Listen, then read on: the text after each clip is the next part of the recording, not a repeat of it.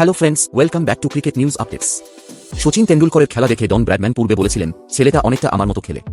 এবার বিরাট কোহলি সম্পর্কেও প্রায় একই সুরে প্রশংসা করলেন আরেক প্রবাদ প্রতিম ক্রিকেটার ভিভ রিচার্ডস। বিরাটের খেলা দেখলে নিজের ফেলে আসা দিনগুলো মনে পড়ে যায় এই ক্যারিবিয়ান কিংবদন্তির।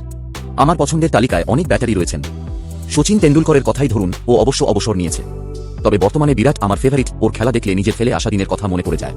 এটা মানতে হবে যে সাহস দেখায় সেই বিজয়ী হয়। বিরাট নিজের উপর ভরসা রাখে এবং সবসময় 120% আত্মবিশ্বাসী থাকে। আর মাঠে প্রতিপক্ষকে গুঁড়িয়ে দিতে এমন লোকেরই তো দরকার হয়। আর যারা মাঠে নিজের দলকে রক্ষা করে, বিশেষত ক্যাপ্টেন হিসাবে, তাদের দেখতে আমার ভালোই লাগে। তাই সাম্প্রতিক সময়ের প্লেয়ারদের মধ্যে বিরাটকে আমি ভালোবাসি। তা স্পষ্টই বলে দিয়েছেন ভিভ রিচার্ডস স্যার।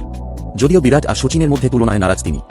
অবশ্য এই প্রথম নয়, অতীতেও বহুবার বিরাট প্রশংসা শোনা গিয়েছে ভিভ রিচার্ডস মুখে।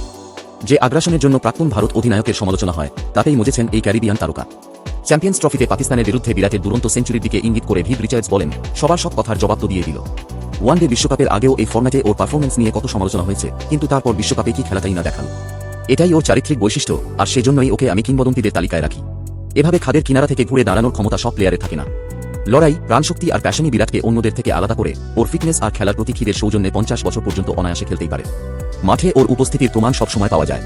তো বন্ধুরা, এই ছিল এখনকার news. Stay tune for more cricket news updates only on Cric News. Thank you.